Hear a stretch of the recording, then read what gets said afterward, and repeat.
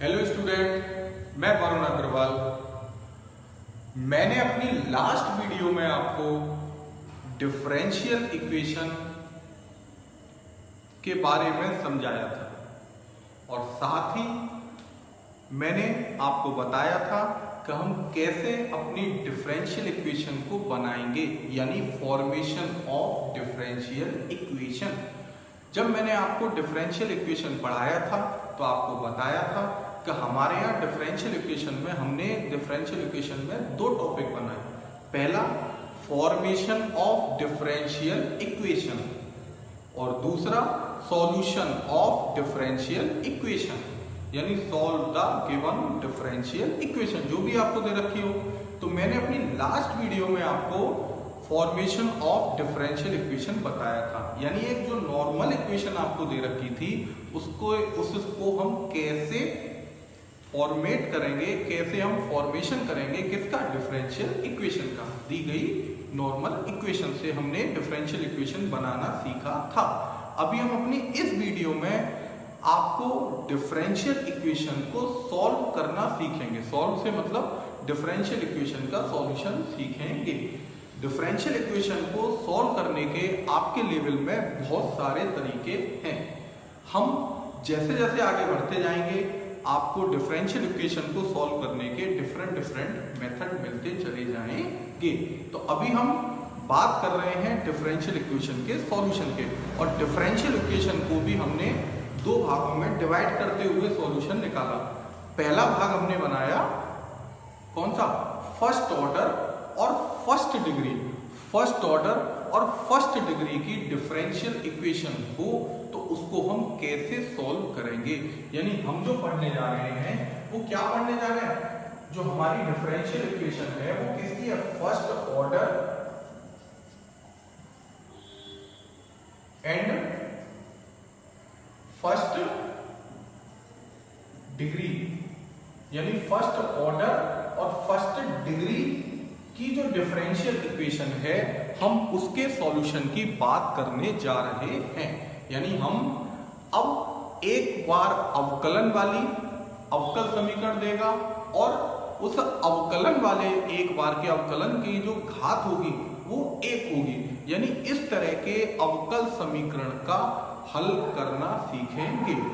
अब first order और first degree equation को, डिफरेंशियल इक्वेशन को सॉल्व करने के लिए हमारे पास कई सारे मेथड हैं। हम अपना उसमें पहले मेथड की बात करते हैं। मेथड नंबर आपका 1 है, उसको बोलते हैं वेरिएबल सेपरेबल मेथड। क्या नाम है मेथड का, वेरिएबल सेपरेबल मेथड, यानी चरों के पृथकीकरण द्वारा, चरों के पृथकीकरण विधि द्वारा। हम किस मेथड से सीखने जा रहे हैं, वेरिएबल सेपरेबल मेथड, यानी चरों के पृथकीकरण विधि द्वारा। तो देखिए मैं उदाहरण के माध्यम से अपने इस टॉपिक को समझाने का प्रयास करता हूं। अपने एग्जाम्पल चुना, कोई भी उदाहरण, dy/dx is equal to x/y। सबसे पहली बात, क्या यह डिफरेंशियल इक्वेशन है? तो डिफरेंशियल इक्वेशन की मैंने आपको जब डेफिनेशन बताई थी तो क्या समझाया था कि डिपेंडेंट वेरिएबल आता हो, इंडिपेंडेंट वेरिएबल आता हो और साथ में डिफरेंशियल कोफिशिएंट हो। किसका, डिपेंडेंट वेरिएबल का with respect to independent variable. तो आप अगर ध्यानपूर्वक देखें, इंडिपेंडेंट वेरिएबल है x, डिपेंडेंट वेरिएबल है y, और डिफरेंशियल कोफिशिएंट है डिपेंडेंट वेरिएबल का with respect to independent variable x। यानी हमें ये क्लियरली दिख रही है कि यह एक डिफरेंशियल इक्वेशन है। अब यह जब अवकल समीकरण है तो आपसे बोलेगा सॉल्व द डिफरेंशियल इक्वेशन, हमें इस इक्वेशन को सॉल्व करके दिखाना है। तो अपने मेथड का नाम है वेरिएबल सेपरेबल मेथड। ये मेथड तब ही लगेगा अगर हम जो हमारे वेरिएबल हैं उन्हें अगर हम सेपरेट कर सके। यहां स्पष्ट है, यहां दो वेरिएबल हैं, एक x और एक y। अगर एक तरफ y और एक तरफ x ला सके, यानी LHS में कोई एक वेरिएबल और RHS में एक वेरिएबल, नाम है ना वेरिएबल सेपरेबल, यानी वेरिएबलों को अगर हम सेपरेट कर सकें, एक को LHS की ओर और एक को RHS की ओर अगर हम रख सकें, सेपरेट कर सकें, तो अब यह हमारा मेथड लगेगा। और अगर वेरिएबलों को हम सेपरेट नहीं कर पाएंगे तो यह हमारा मेथड नहीं लगेगा। जैसे यहां बात करता हूं तो यहां y dy बराबर x dx लिख सकता हूं। यहां मैंने क्या किया, y को dy के पास ले गया और dx को x के पास ले गया। अभी आप देखिए, क्या y dy यहां x है? नहीं है। x dx क्या यहां y है? नहीं है। यानी y वाले एक तरफ आ गए और x वाले एक तरफ आ गए। तो यानी हम कह सकते हैं कि हमारे वेरिएबल इस क्वेश्चन में सेपरेट हो गए हैं। और जब वेरिएबल सेपरेट हो जाएंगे तो इट मींस इसमें ये मेथड हमारा लग रहा है। तो मेथड में सबसे पहले हमें कैसे पता चलेगा मेथड लगता है नहीं लगता, कि हमारे वेरिएबल कैसे हो जाने चाहिए, सेपरेट हो जाने चाहिए। तो स्पष्टली दिख रहा है इस क्वेश्चन के अंदर कि हमारे वेरिएबल क्या हो रहे हैं, सेपरेट हो रहे हैं। जब वेरिएबल सेपरेट हो जाएं तो अपना अगला काम है ऑन इंटीग्रेटिंग बोथ साइड, दोनों ओर क्या कर रहे हैं हम, समाकलन कर रहे हैं। दोनों ओर क्या करने पर, समाकलन करने पर। तो समाकलन करेंगे तो समाकलन यानी इंटीग्रेशन का सिंबल LHS में अलग आ जाएगा और RHS में अलग आ जाएगा। यानी LHS आपके पास आ गया इंटीग्रल में y dy, RHS इंटीग्रल में x dx। अभी आप सिंपली जानते हैं कि इसका इंटीग्रल क्या होगा। अगर हम y का इंटीग्रल करें तो y का इंटीग्रल dy यानी y के रेस्पेक्ट में जब इंटीग्रल करेंगे तो y स्क्वायर अपॉन 2 आएगा। इसी तरह से हम x का इंटीग्रल x के रेस्पेक्ट में करेंगे तो x का x स्क्वायर अपॉन 2 आएगा। और साथ में हमने कांस्टेंट ले लिया c यानी इंटीग्रेशन कांस्टेंट। इस c को चाहे LHS में जोड़ दो चाहे RHS में जोड़ दो, ये हमारी स्वेच्छा पर डिपेंड करता है। तो हम इस c को चाहे LHS में जोड़ें चाहे RHS में जोड़ें, c के प्लेस पर आप कोई और कांस्टेंट सिंबल रिप्रेजेंट कर सकते हैं। तो इस तरह से हमारा ये क्या हो गया, आंसर। हमारा ये क्या हो गया, सॉल्यूशन। किसका सॉल्यूशन, दी गई डिफरेंशियल इक्वेशन का। अब ये जो हमारा सॉल्यूशन आया है, हम अपने सॉल्यूशन को थोड़ा सा और मॉडिफाई करके लिख सकते हैं। जैसे कैसे मॉडिफाई कर सकते हैं, अगर मैं 2 का मल्टीप्लाई कर दूं तो यहां से डिवाइड कैंसिल हो जाएगा, यानी y square is equal to x square plus 2c। तो अपना आंसर ये भी हो सकता है, यानी कितना answer, y square is equal to x square plus 2c। तो अपना आंसर ये भी ठीक है, अपना आंसर ये भी ठीक है। और थोड़ा सा आंसर को परफेक्ट बनाने के लिए, और थोड़ा अपना आंसर परफेक्ट बनाने के लिए हमने क्या किया, ये देखा कि y के ऊपर भी 2 पावर है, x के ऊपर भी 2 पावर है, और ये जो 2c लिखा है जरा इस पर विचार करिए। c क्या था, इंटीग्रेशन कांस्टेंट यानी कांस्टेंट। और इसमें अगर हम 2 का मल्टीप्लाई करेंगे तो कांस्टेंट में अगर 2 यानी 2 भी कांस्टेंट है, कांस्टेंट का कांस्टेंट से मल्टीप्लाई करते हैं तो एक नया कांस्टेंट आएगा। तो क्यों ना हम इस 2c को हटाकर, किसको हटाकर, 2c को हटाकर एक नया कांस्टेंट ले लें और नाम दे दिया हमने k स्क्वायर। क्या नाम दे दिया, k स्क्वायर। तो अपना आंसर ये भी ठीक है। तो इस तरह से हमने देखा, उत्तर चाहे यहां लिख सकते हैं, चाहे यहां लिख दो, चाहे यहां लिख दो। अगर जनरली देखें तो थोड़ा सा ये अपना आंसर क्या हो रहा है, परफेक्टली मैच हो रहा है। क्यों, क्योंकि y पर भी स्क्वायर है, x पर भी स्क्वायर और k पर भी हमने क्या लिख दिया, स्क्वायर करते हुए लिख दिया। जिससे एक सजातीय पद जैसे हम बनाते हैं, सिमिलर टर्म टाइप बनाते हैं, उसी तरह का अपना आंसर बनाते हुए हमने लिख दिया है। अदरवाइज आप इसका आंसर यहां भी छोड़ सकते हैं, यहां भी छोड़ सकते थे और इसका आंसर यहां भी छोड़ सकते थे। दूसरी बात, इसमें एक और अच्छा काम है कि क्या, अगर हमारा जो उत्तर आया है वो सही है या गलत है, हम उसकी जांच कर सकते हैं। कैसे जांच कर सकते हैं, याद करिए, ये एक नॉर्मल इक्वेशन हो गई, और अगर नॉर्मल इक्वेशन है, मैं आपसे कहूं इसकी डिफरेंशियल इक्वेशन बनाओ, तो डिफरेंशियल इक्वेशन का रूल क्या था, डिफरेंशियल इक्वेशन का रूल था कि इसके अंदर कितने स्वेच्छाचर हैं, कितने आर्बिट्ररी कांस्टेंट हैं, उतनी ही बार उसका डिफरेंशियल कर दो। तो अभी हम ध्यानपूर्वक देखें, इसमें एक आर्बिट्ररी कांस्टेंट है k स्क्वायर, तो इसका मतलब इसका वन टाइम डिफरेंशिएशन होगा। तो इसका जब वन टाइम डिफरेंशिएशन करेंगे और कैलकुलेट करेंगे आगे, तो आपको जो गिवन इक्वेशन थी dy अपॉन dx बराबर x अपॉन y ही प्राप्त होगी। अब आप चाहे इसका डिफरेंशियल करके देखना, चाहे इसका डिफरेंशियल करके देख लो, चाहे इसका डिफरेंशियल, तीनों स्थितियों में डिफरेंशियल इक्वेशन यही मिलेगी। तो इससे क्या रिजल्ट निकलता है कि अपना उत्तर ये भी ठीक है, अपना उत्तर ये भी ठीक है और अपना उत्तर ये भी ठीक है। तो इस तरह से अपनी डिफरेंशियल इक्वेशन को हम कैसे सॉल्व करेंगे, उसमें हमने पहला मेथड सीखा जिसका नाम था वेरिएबल सेपरेबल मेथड। अभी मैं एक क्वेश्चन और लेता हूं, उस क्वेश्चन के माध्यम से और थोड़ा इसी मेथड पर प्रकाश डालते हैं। जैसे मैंने बात करी dy upon dx is equal to y upon x, पहले दिया था देखो x अपॉन y, मैं सिंपल ले रहा हूं और उनमें थोड़ी सी जो आंसर लिखने में जो नई बात होगी, इसीलिए मैं ऐसे उदाहरण लेके चल रहा हूं। तो यहां सेपरेट हो रहे हैं, सेपरेट हो सकते हैं, y को dy के पास ले आया और dx को x के साथ। यानी कहने का मतलब ये जो इक्वेशन दे रखी थी डिफरेंशियल इक्वेशन, इसमें जो दो वेरिएबल थे y और x, वो दोनों बिना किसी कठिनाई के सेपरेट हो सकते हैं। तो इट मींस इसमें अपना ये मेथड अप्लाई हो जाएगा। अगला काम क्या था, ऑन इंटीग्रेटिंग, अगर सेपरेट होते हैं, ऑन इंटीग्रेटिंग, ठीक, बोथ साइड, दोनों ओर हम क्या कर देंगे, डिफरेंस इंटीग्रेशन करने पर, तो दोनों ओर इंटीग्रल का सिंबल लगाएंगे, 1 upon y dy is equal to 1 upon x और साथ में dx। अभी आप जानते हैं कि इंटीग्रल किसका क्या होता है, हम जानते हैं 1 अपॉन y का इंटीग्रल log y होता है। क्या होता है, log y।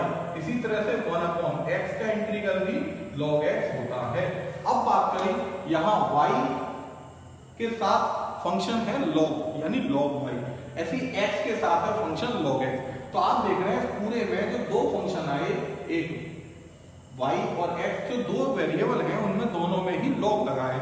अगर मैं कांस्टेंट c ना लिखकर यहां लिख देता हूं log c, क्या लिख देता हूं log c, तो c भी कांस्टेंट है, और अगर हम उस पर फंक्शन लगा दें log c, तब भी यह क्या रहेगा, कांस्टेंट। मैंने भी बताया था अपने पिछले उदाहरण में, तो हमने क्या क्यों किया है कि जिससे कि सारा टर्म, सारे जो टर्म है उसके अंदर log log log आ गया, तो सिंपल हम कैलकुलेशन आगे करके लिख सकते हैं। जैसे मैं लिख सकता हूं log y equal to log xc, इसका फॉर्मूला बन गया log m plus log n, यानी log mn। दोनों ओर एंटी लॉग लेंगे, तो एंटी लॉग लेने पर log से log कैंसिल हो जाएगा, यानी आपके पास बचेगा y बराबर xc। तो इस तरह से अपना ये क्या हो गया, आंसर हो गया। इसके भी उत्तर की हम जांच कर सकते हैं। उत्तर की जांच कैसे कर सकते हैं, इसका आप वन टाइम डिफरेंशियल कर देंगे तो ऑटोमेटिक आपके पास डिफरेंशियल इक्वेशन जो गिवन थी वो आपको मिल जाएगी। दूसरी बात, अगर हम यहाँ log c नहीं जोड़ते, सिर्फ c जोड़ते, तो उत्तर वह भी ठीक होता। तब थोड़ा सा मॉडिफाई करने के लिए हम क्या करते, log x को इधर ले आते, log का फॉर्मूला लगाते, log की प्रॉपर्टी लगाते, उसके बाद फिर log हटाना चाहे तो log को हम हटा के लिख सकते थे, तो उत्तर वह भी ठीक होता और उत्तर यह भी ठीक है। अभी मैं एक क्वेश्चन और लेता हूं और उस क्वेश्चन को और करता हूं। जैसे मैंने क्वेश्चन लिया dy अपॉन dx बराबर 1 plus y square upon 1 plus x square. क्या यह वेरिएबल सेपरेबल रूल लग रहा है, इसमें स्पष्टली लिख रहा है वेरिएबल सेपरेबल रूल लग सकता है। हम इसे लिख सकते हैं 1 upon 1 plus y square dy is equal to 1 plus x square into dx, 1 plus y square into dy और साथ में बराबर में 1 plus x square into dx। On integrating both side, दोनों ओर क्या करने जा रहे हैं, दोनों ओर समाकलन करने पर। तो दोनों ओर जब समाकलन करेंगे तो क्या आएगा, सिंबल लगा देते हैं इंटीग्रेशन का, दोनों ओर क्या लगाया, इंटीग्रेशन का सिंबल हमने लगा दिया है।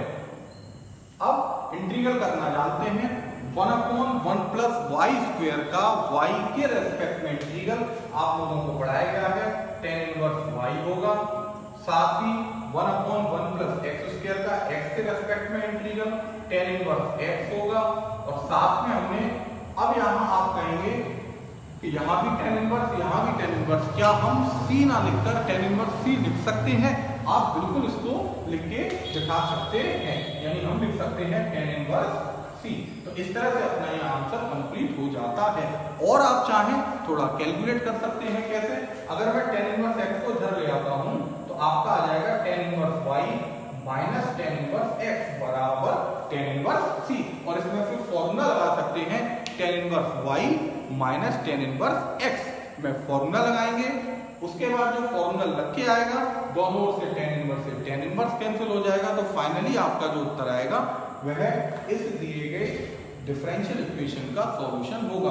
अदरवाइज हम इसको भी सॉल्यूशन करके लिख के दिखा सकते हैं, या आप चाहो यहां से tan इनवर्स ना लिखकर हम सिर्फ क्या लिखते हैं, अगर यहाँ c लिखते हैं तब भी अपना उत्तर ये ठीक होगा। तो इस तरह से हमने सीखा कि कैसे हम फर्स्ट ऑर्डर और फर्स्ट डिग्री वाली डिफरेंशियल इक्वेशन को सॉल्व कर सकते हैं। और सॉल्व करने का जो हमारा पहला मेथड था उस मेथड का नाम था वेरिएबल सेपरेबल मेथड। ठीक, अभी मैं अपने फर्स्ट ऑर्डर और फर्स्ट डिग्री के सेकंड मेथड पर वर्किंग करता हूं। कब सेकंड मेथड लगेगा? जब हमारा वेरिएबल सेपरेबल मेथड वर्क नहीं कर रहा है, तब हमारा अगला मेथड जो वर्क करेगा हम उस पर चर्चा करते हैं। हमारा जो पहला मेथड था वेरिएबल सेपरेबल मेथड, जब वो नहीं लगेगा तो अभी हम बात करते हैं अपने अगले मेथड की, जिसका नाम है होमोजीनियस डिफरेंशियल इक्वेशन। क्या नाम है? Homogeneous differential equation. हिंदी में बात करें तो समघात अवकल समीकरण। तो इसके लिए कुछ रूल है, पहले मैं उस रूल को आपको समझाता हूं, फिर उसके बाद एक उदाहरण के माध्यम से हम अपने सवाल को करके देखेंगे। जैसे इसके लिए नंबर 1 शर्त है कि जो डिफरेंशियल इक्वेशन है वो शॉर्ट में लिख देता हूं डीई करते हुए, डिफरेंशियल इक्वेशन शॉर्ट में क्या? डीई। ठीक, dy अपॉन dx बराबर जो फंक्शन ऑफ एक्स वाई हो, यानी हमने क्या करेंगे, जो डिफरेंशियल इक्वेशन दे रखी होगी फर्स्ट ऑर्डर और फर्स्ट डिग्री में, हम सबसे पहले dy अपॉन dx बराबर लिखेंगे। और आप देखेंगे ये जो फंक्शन ऑफ एक्स वाई लिखा हुआ है ये कैसा फंक्शन होगा? होमोजीनियस। कैसा फंक्शन होगा? Homogeneous function. कैसा होगा? होमोजीनियस फंक्शन होगा। कैसा फंक्शन होगा? ये फंक्शन ऑफ एक्स वाई कैसा फंक्शन होगा? होमोजीनियस फंक्शन होगा। और जब यह फंक्शन होमोजीनियस होगा तो हम कह सकते हैं कि हमारा जो मेथड लगेगा उस मेथड का नाम होगा होमोजीनियस डिफरेंशियल इक्वेशन मेथड, क्योंकि अपनी इक्वेशन जो है वो होमोजीनियस है। तो हमने मेथड का नाम उसी आधार पर दे दिया समघात अवकल समीकरण। यानी जब हमारी अवकल समीकरण समघात यानी होमोजीनियस की फॉर्म में हो, तो कैसे सॉल्व करने वाले हैं हम उस पर बात करते हैं। सबसे पहले हम इसको डालेंगे समीकरण नंबर 1। अगर dy अपॉन dx बराबर जो फंक्शन ऑफ एक्स वाई लिखा है वो कैसा हो? होमोजीनियस फंक्शन हो। नंबर 2, जब ये होमोजीनियस फंक्शन है तो हम लेट कर लेंगे y is equal to vx। क्या लेट कर लेंगे? y is equal to v of x, यानी v इंटू x। हमने अपनी ओर से अपनी स्वेच्छा अनुसार जब होमोजीनियस डिफरेंशियल इक्वेशन मिल जाए तो हम सॉल्व करने के लिए डिफरेंशियल इक्वेशन को फिक्स रूल है, हम क्या करेंगे? y इक्वल टू vx मान लेंगे। यहाँ जो v लिखा है वह भी एक वेरिएबल के रूप में वर्क कर रहा है। अगला काम, ये जो y बराबर vx माना है इसका हम करेंगे differential with respect to x। तो आप जानते हैं y का डिफरेंशियल आएगा dy अपॉन dx, और v मैंने क्या बोला है? ये कांस्टेंट नहीं है, यह भी एक वेरिएबल है। तो v भी वेरिएबल और x भी वेरिएबल। तो ऐसी स्थिति में दो लोग जब मल्टीप्लाई में होते हैं तो आप जानते हैं जब दो वेरिएबल मल्टीप्लाई में हो तो ऐसी स्थिति में वहां कौन सा? प्रोडक्ट रूल लगेगा डिफरेंशियल का। तो क्या होगा? प्रोडक्ट रूल v बाहर, x का डिफरेंशियल 1, फिर x बाहर और b का डिफरेंशियल dv अपॉन dx। तो इस तरह से आपको y बराबर vx मानना है और फिर उसका जब डिफरेंशियल करेंगे तो फिक्स स्टेप है dy अपॉन dx बराबर हमें क्या miलेगा, v plus x dv upon dx। अगला काम, put the value of y and dy upon dx in equation 1, in equation 1 put the value of y and dy upon dx in equation 1। ये जो हमने equation 1 मानी है इसमें y और dy upon dx की वैल्यू रख देंगे। then we get a new differential equation. We get, हमें प्राप्त होगी एक नई डिफरेंशियल इक्वेशन इन वेरिएबल, किस वेरिएबल में, v एंड x, यानी हमको एक नई अवकल समीकरण प्राप्त हो जाएगी v और x में, क्योंकि हमने y बराबर vx रखा है तो यहां से y गायब हो जाएगा और x तो चल ही रहा था और y के प्लेस पर कौन नया वेरिएबल ले लेगा, v ले लेगा, यानी हमारी एक नई डिफरेंशियल इक्वेशन आ जाएगी v और x के अंदर। Solve this differential equation by variable separable method. मैंने लिखा सॉल्व करेंगे इस डिफरेंशियल इक्वेशन को, यानी कौन सी को, जो v और x में आई है, ठीक है, किससे, वेरिएबल सेपरेबल मेथड, जो भी मैंने इससे पहला मेथड बताया था। एट लास्ट सॉल्व करने के बाद put v equal to y upon x।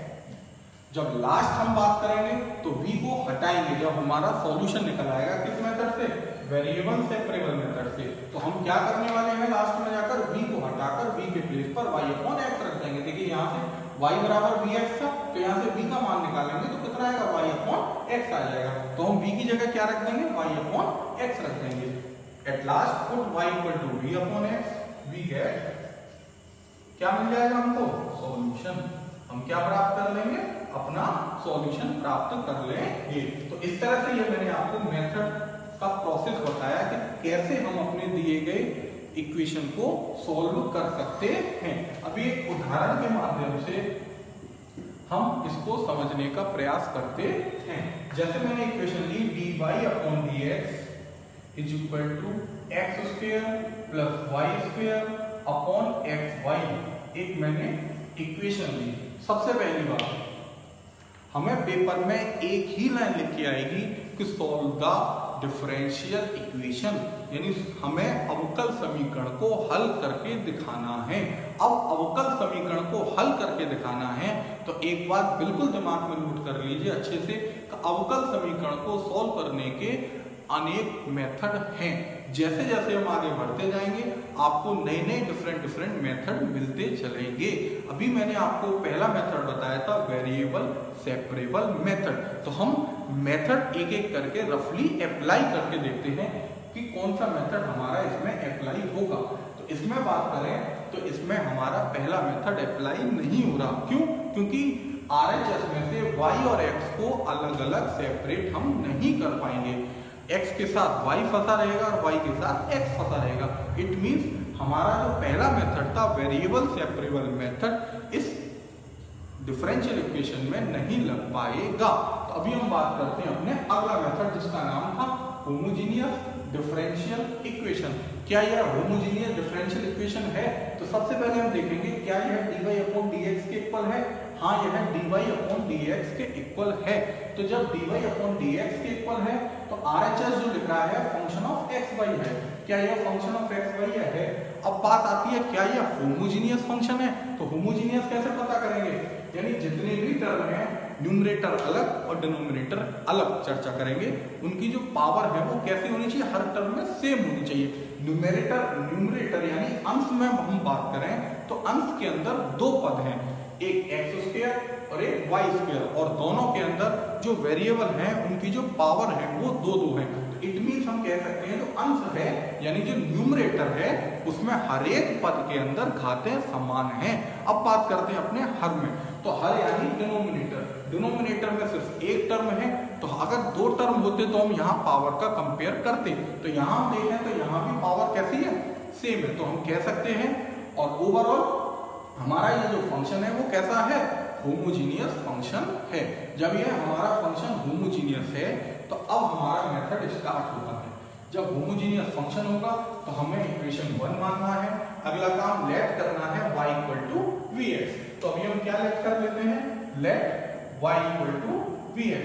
अगला काम मैंने क्या बताया, जो y बराबर vx माना है उसका हम डिफरेंशियल करते हैं, तो डायरेक्टली हम डिफरेंशियल करके लिख देंगे कि कितना आने वाला है, dy upon dx is equal to v plus x dv upon dx। देखिए फिक्स स्टेप है, v plus x dv upon dx। Point number 3 में बताया था मैंने, put the value of y and dy upon dx in equation 1, यानी y और dy upon dx की जो वैल्यू आई है उस वैल्यू को हम इक्वेशन नंबर फर्स्ट में रख देंगे। तो सो फ्रॉम फर्स्ट में जब वैल्यू में डायरेक्टली लिखता हूं तो कितनी आएगी आपके पास फर्स्ट में वैल्यू रखने पर, dy अपॉन dx के प्लेस पर आ जाएगा v plus x dv upon dx। देखिए dy अपॉन dx और यहाँ भी dy अपॉन dx, तो dy अपॉन dx के प्लेस पर क्या रखा, v plus x dv upon dx। यहाँ अब RHS में चलें तो RHS में है आपका x square plus y square, y means हमने क्या माना है vx, तो y स्क्वायर करेंगे तो कितना v square into x square upon बात करें x इंटू वाई, तो x इंटू वाई, वाई का मतलब vx। तो हमने देखा x स्क्वायर रहा, y जहां भी था y की जगह पर vx रख दिया, और जो LHS में dy अपॉन dx था उसके प्लेस पर v plus x dv upon dx रख दिया। यानी हमने पूर्ण रूप से जो हमारी डिफरेंशियल इक्वेशन थी, जब पता चला कि यह होमोजीनियस है तो हमने y बराबर vx लेट करा, उसका डिफरेंशियल किया, और फिर जो हमें गिवन डिफरेंशियल इक्वेशन में थी उस डिफरेंशियल इक्वेशन में से y को एलिमिनेट करते हुए हमने नई डिफरेंशियल इक्वेशन निकाली v और x के अंदर। इस मेथड में एक खासियत और आपको देखने को मिलेगी, क्या कि जब हम RHS पे बात करें, जब हम RHS में बात करेंगे तो RHS में आप देखेंगे x का टर्म मोस्टली 99.99% सवालों में कैंसल हो जाएगा। तो यहां आपका बचता है v plus x dv upon dx is equal to, देखिए x स्क्वायर कॉमन तो नीचे से x स्क्वायर कैंसिल, यानी 1 plus v square upon v। ठीक, अगला काम फिक्स स्टेप, यानी पहले आपको x हटाना है, ऑटोमेटिक कैंसिल हो जाएगा ऊपर नीचे से। अगला काम प्लस का जो v है LHS में उस v को RHS में ले जाते हैं, यानी x into dv upon dx बराबर आ जाएगा 1 plus v square upon v minus v। इसे हम सॉल्व करें तो एलसीएम लेंगे, v square minus v square से v स्क्वायर कैंसिल, यानी आपके पास बचेगा, लिखना चाहो लिख के दिखा दो, 1 plus v square minus v square upon v, यानी x dv अपॉन dx। और बात करें x dv अपॉन dx बराबर v स्क्वायर से v square cancel, 1 upon v, कितना बचा 1 अपॉन v। तो अभी हमने बात करी कि हमारी जो डिफरेंशियल इक्वेशन थी जो होमोजीनियस थी उसमें हमने y बराबर vx रखकर एक नई डिफरेंशियल इक्वेशन बना ली, और वो किसके अंदर बन के तैयार हुई, v और x के अंदर। अब इससे आगे हम इसको नॉर्मली कैलकुलेशन नहीं कर सकते। तो क्या यह डिफरेंशियल इक्वेशन है, कहाँ यह डिफरेंशियल इक्वेशन है, किन वेरिएबलों में है, अब वेरिएबल हो गए v और x। क्या इसमें वेरिएबल सेपरेबल मेथड लगेगा, 100% लगेगा, तो लिखा हुआ है then we get a new differential equation in variable v and x, v और x में नई अवकल समीकरण प्राप्त होगी। अगला काम लिखा solve this differential equation, इस differential equation को solve करिए, किससे, by variable separable method। तो देखिए variable separable method लगता है नहीं लगता, बिल्कुल लग रहा है।